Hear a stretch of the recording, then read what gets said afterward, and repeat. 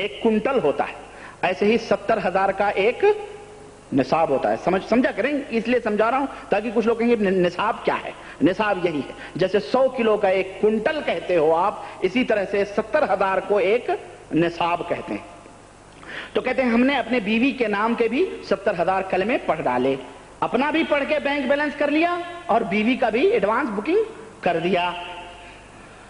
یہ ہم لوگوں کی زبان میں، نئے دور کی زبان میں اس کو بینک بیلنس ہی کہیں گے، اور کیا کہیں گے، ہے کہ نہیں؟ اچھا، اور کئی نصاب خود اپنے لیے پڑھ کر ذخیرے آخرت بنا لیا، اور بھی کئی نصاب لاتعداد نصاب 70,000 مرتبہ پڑھ کر کے بینک بیلنس کر لیا، اس سے آخرت میں نجات ہوگی. ہمارے پاس ایک نوجوان رہتا تھا جس کے متعلق یہ مشہور تھا کہ یہ صاحب کشف ہے. صاحب کشف یعنی تبلیغیوں کا یہ عقیدہ ہے کہ کشف سے جنت و جہنم دوزخ سب کچھ دیکھی جا سکتی. حضور کو دیکھنے کے لیے تو معراج میں جانا پڑی تھی، معراج کرنا پڑا تھا حضور صلی اللہ علیہ وسلم کو، لیکن تبلیغی جماعت کے یہ بزرگ ایسے ہیں جو زمین پہ بیٹھ کے جنت و دوزخ کے اوپر سب کچھ دیکھ رہے ہیں اور کیا ہو رہا ہے سب کچھ سمجھ رہے ہیں. دیکھ، کہتے ہیں کہ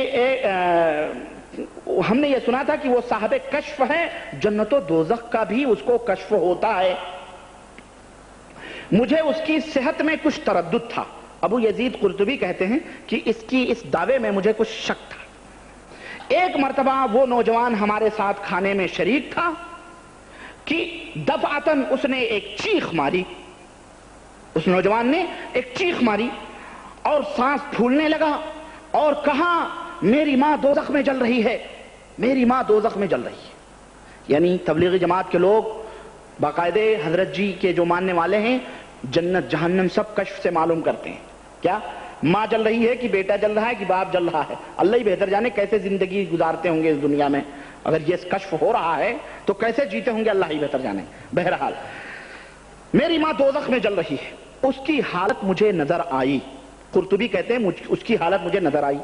کہتے ہیں کہ میں اس کی گھبراہٹ دیکھ رہا تھا، مجھے خیال آیا کہ ایک نصاب اس کی ماں کو بخش دوں جس سے اس کی سچائی کا بھی مجھے تجربہ ہو جائے گا، جس سے اس کی سچائی کا مجھے تجربہ ہو جائے گا. یعنی ایک نصاب میں اس کے ماں کو دے دوں تو اس کی سچائی مجھے پتہ چل جائے گی. اور پھر یہ بھی بات ہے کہ یہ جو میں نے سنا تھا اس کے بارے میں بھی مجھے یقین ہو جائے گا بھائی غلط ہے کہ صحیح ہے. تو بھائی میرے کوئی نبی کی بات اگر ہوتی تو کوئی آدمی تجربہ کر کے دیکھے گا. یہ نبی کی بات کے اوپر تو بغیر دیکھے بھالے آدمی کو ایمان اور یقین رکھنا ہے. اس کا مطلب یہ ہے کہ یہ نبی کی بات نہیں تھی، کہیں سے انہوں نے سنا تھا، جیسا انہوں نے کہا ہے کہ میں نے سنا تھا. بہرحال اس کی تجربہ ہو جائے گا. چنانچہ میں نے ایک نصاب 70,000 کا ان نصابوں میں سے جو اپنے لیے پڑھے تھے اس کی ماں کو بخش دیا. میں نے اپنے دل میں، ذرا غور کیجئے گا ان لفظوں پر جو ابو یزید قرطبی کہہ رہے ہیں، میں نے اپنے دل میں چپکے ہی سے بخشا تھا اور میرے اس پڑھنے کی خبر بھی اللہ کے سوا کسی کو نہ تھی. تاکید در تاکید، یعنی میرے اور اللہ کے درمیان یہ چیز تھی. میں نے اپنے دل میں ایسی سوچا، کہہ دیا چلو اس کی ماں کو دے دیا 70,000. اپنے خبر بھی اللہ کے سوا کسی کو نہ تھی. مگر وہ نوجوان جیسے ہی میں نے اس کو بخشا اس کی ماں کو، فوراً کہنے لگا کہ چچا میاں میری ماں دوزخ کے عذاب سے ہٹا دی گئی.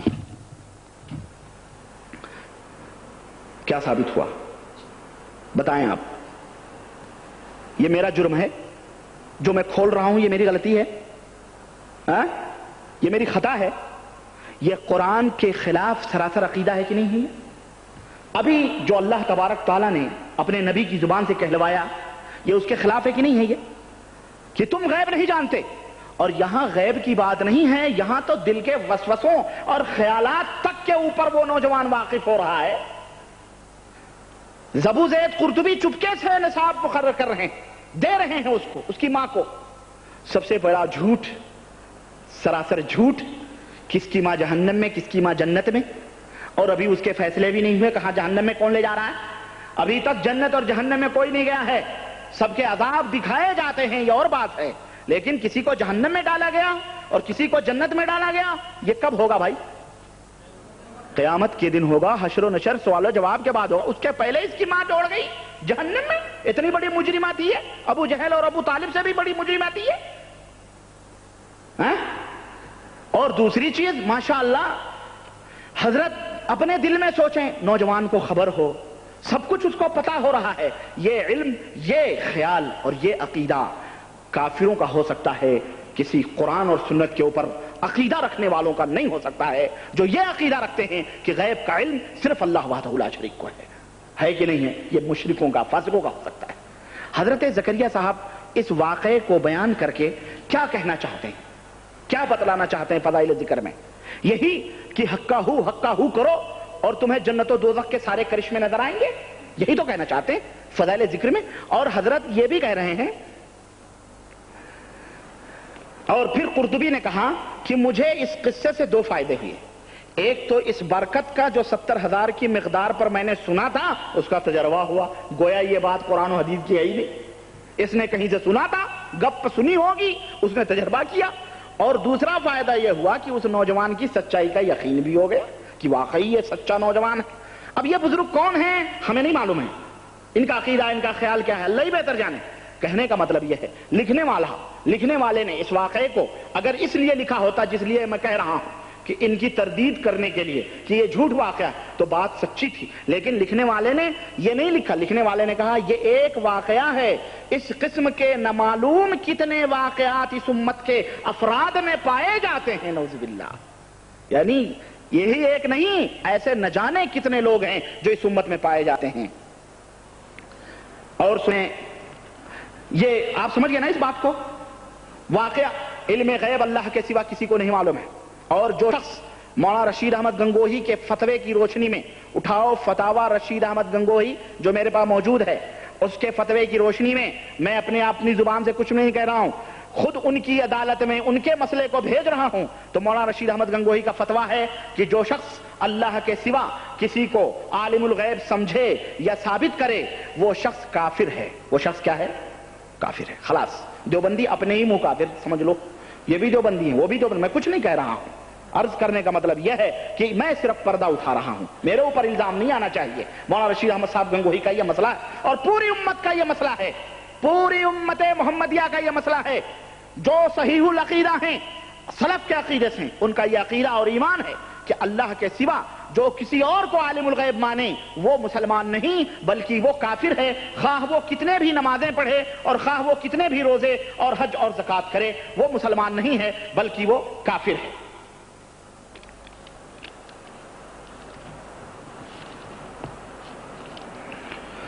अच्छा, इसी तरह से और आगे आए, मैं बड़े बड़ी मोटी मोटी बातें आपके सामने वजाहत कर रहा हूं मैं। आइए, यही तबलीगी फजाइल अमाल है, इसके सफ़ा 95 और 96 को हम खोलते हैं। 95 और 95, 96 के अंदर हजरत ज़करिया साहब ने एक हदीस का हवाला दिया है और एक हदीस को जिक्र किया है, और जो मैंने अभी अभी वसीले की बात की है, उसी वसीले को साबित करने के लिए उस हदीस का सहारा लिया है हजरत जी शेखुल हदीस ने, ज़करिया साहब ने। और मैं बचपन में, मैं ये भी बता दूं, और आप हजरात ने भी ये वाक़या कव्वालों की जुबान से बहुत सुना होगा, है ना, कव्वालों की जुबान से जो ये वाक़या बयान करते हैं कि हजरत आदम अलैहिस्सलाम को जब अल्लाह ने पैदा किया तो जब नजर उठी तो देखा कि अर्श के पाए पे था लिखा हुआ, अर्श के पाए पे था लिखा हुआ ला इलाहा इल्लल्लाह मुहम्मद रसूलुल्लाह। और फिर अल्लाह ताला ने जब उनको जन्नत से बाहर निकाला, दुनिया भेजा, तो अपने गुनाहों की तौबा के लिए उन्होंने वाक़या जिक्र किया है कि आदम अलैहिस्सलाम ने क्या कहा। आइए ये मैं आपको बतलाता हूं। हजरत ज़करिया साहब फरमाते हैं कि गुनाह जब सादिर हो गया, मुख्तसर, तो इस्तिग़फ़ार करते रहे। एक मरतबा आसमान की तरफ मुंह किया और अर्ज किया कि या अल्लाह, मोहम्मद सल्लल्लाहु अलैहि वसल्लम के वसीले से तुझसे मग़फ़िरत चाहता हूं, मोहम्मद सल्लल्लाहु अलैहि वसल्लम के वसीले से तुझसे मग़फ़िरत चाहता हूं। वही नाजिल हुई कि मोहम्मद कौन हैं जिनके वास्ते से तुमने इस्तिग़फ़ार की है। अर्ज किया कि जब आपने मुझे पैदा किया था, यहां जरा मैं तवज्जो चाहूंगा, जब आपने آدم نے کہا اے اللہ جب آپ نے مجھے پیدا کیا تھا تو عرش کے پر لکھا ہوا دیکھا تھا لا الہ الا اللہ محمد الرسول اللہ، تو میں سمجھ گیا تھا کہ محمد صلی اللہ علیہ وسلم سے اونچی ہستی کوئی بھی نہیں ہے، جن کا نام تم نے اپنے نام کے ساتھ رکھا وہی نازل ہوئی کہ وہ خاتم النبیین ہیں، تمہاری اولاد میں سے ہیں، لیکن وہ نہ ہوتے تو تم بھی پیدا نہ کیے جاتے، وہ نہ ہوتے تو تم بھی پیدا، یہ بھی توجہ کے قابل ہے، نہ کیے جاتے۔ خلاص اچھا جناب علی یہ واقعہ لکھا ہے، حدیث کا حوالہ دیا ہے، اس حدیث کے حوالے میں انہوں نے یہ لکھا ہے کہ اس حدیث کو محدثین نے ضعیف اور موضوع تک قرار دیا ہے، اور اس میں کوئی شک نہیں کہ یہ حدیث جو انہوں نے پیش کی ہے طبرانی اور صغیر اور حاکم اور بیہقی کے حوالے سے، یہ حدیث سراسر گڑھی ہوئی اور کذابوں اور جھوٹے عیار اور اسلام دشمن لوگوں کی یہ حدیث ہے، جو حضرت زکریا صاحب ایک شیخ الحدیث ہو کر کے اور دارالعلوم دیوبند کے ایک مشہور عالم ہو کر کے انہوں نے اپنی کتاب میں اس واقعے کو ذکر کیا ہے اور یہ بیان کرنے کی کوشش کی ہے کہ خطائیں اور گناہیں توسل سے اور محمد رسول اللہ صلی اللہ علیہ وسلم کے وسیلے سے اور آگے چل کر کے انہی ہی کے نہیں بلکہ بزرگان دین صالحین سب کے توسل سے وسیلہ ماننا جائز ہے، درست ہے۔ میں اس کے اوپر ہمیشہ ایک بات کہا کرتا ہوں کہ اس موضوع کے اوپر جناب زکریا صاحب کو اور پوری تبلیغی جماعت کو، پورے دیوبندی جماعت کو اور اصحاب بریلوی لوگوں کو بھی جو قبر پرست ہیں بیچارے، ان دونوں کو ہاتھ ملا لینا چاہیے، مصافحہ کر لینا چاہیے، تو پھر جھگڑے ختم ہے نا، پھر جھگڑے ختم ہے، جھگڑا ہی ختم ہے نا اس مسئلے میں، تم بھی وسیلہ مانتے ہو ہم بھی وسیلہ مانتے ہیں، تو فرق کیا رہا ہمارے اور تمہارے اندر؟ تو بہرحال یہ حدیث سراسر جھوٹی ہے، نمبر ایک، سراسر جھوٹی فاسد اور کذابوں کی گڑھی ہوئی حدیث ہے۔ دوسری چیز، اور خود حضرت زکریا صاحب نے اس کو اپنی کتاب کے اندر نوٹ بھی کیا ہے کہ یہ موضوعات میں ذکر کی گئی، یعنی گڑھی ہوئی حدیثوں میں اس حدیث کا ذکر ہوا ہے، لیکن قربان جائیں اس سادگی پہ کون نہ مر جائے اے خدا، اس سادگی پہ کون نہ مر جائے اے خدا، کرتے ہیں قتل ہاتھ میں تلوار بھی نہیں، سمجھ رہے ہیں؟ ذکر کیا ہے، عربی میں لکھا ہے، لیکن ہمارے ان بھولے بھالے تبلیغی جماعت کے لوگوں کے لیے اگر محترم حضرت جی اردو میں ترجمہ بھی کر دیتے تو کتنی اچھی بات تھی، لیکن جہاں تک اپنے مطلب کی بات تھی وہاں پر حضرت جی نے وہاں تک ترجمہ کر دیا ہے، اس کے بعد انہوں نے اس میں اردو کا ترجمہ نہیں کیا ہے، نہیں کیا ہے۔ کیا یہی امانت داری ہے کہ ہم آپ کو کوئی غلط بات بتلائیں، جھوٹی بات بتلائیں، غلط رہنمائی کریں اور ہم آپ کو نشان منزل بھی نہ بتلائیں کہ جناب علی فلانی نشانی جو ہے وہ خطرے کی نشانی ہے؟ یہ کتنی بڑی ہم آپ کے دوست ہیں یا دشمن ہیں؟ تبلیغی جماعت کے بھائیوں یہ کتاب اٹھاؤ، خود اپنی آنکھوں سے دیکھو اور اپنے عمرہ اپنی جماعت کے لوگوں کے پاس جاؤ، رائے جاؤ، نظام الدین جاؤ، دلی جاؤ اور جا کے کہو قبلہ محترم اس کا ترجمہ کیوں نہیں کیا گیا؟ اور ایک اور میں فریب دکھاؤں آپ کو، ایک فریب اور ہے اس میں، ترجمہ جو کیا گیا ہے بالکل سائٹ سے کیا گیا ہے تاکہ سمجھنے والے کو یہ لگے کہ بالکل عربی کا ٹو کاپی ترجمہ ہو رہا ہے۔ اللہ کی قسم بتا رہا ہوں، خود دیکھ لو، عربی کی ٹو کاپی ترجمہ ہو رہا ہے جبکہ فے لگا کے انہوں نے پوری باتیں بیان کی ہیں۔ دوسرا دھوکہ، فریب نہیں ہے یہ، ایک شیخ الحدیث کے لیے یہ زیب نہیں دیتا ہے۔ اگر کوئی عام الناس جاہل، اور میرے تبلیغی بھائیوں تم بھی سوچو، تم بھی سمجھو، کیا یہ دھوکہ دینا نہیں ہے؟ تو جو آدمی تمہیں اس طرح دھوکہ دے سکتا ہے جھوٹ بول کر کے، وہ آدمی تمہیں جہنم میں کیوں نہیں لے جا سکتا ہے؟ نہ جانے کتنی علم گلم باتیں۔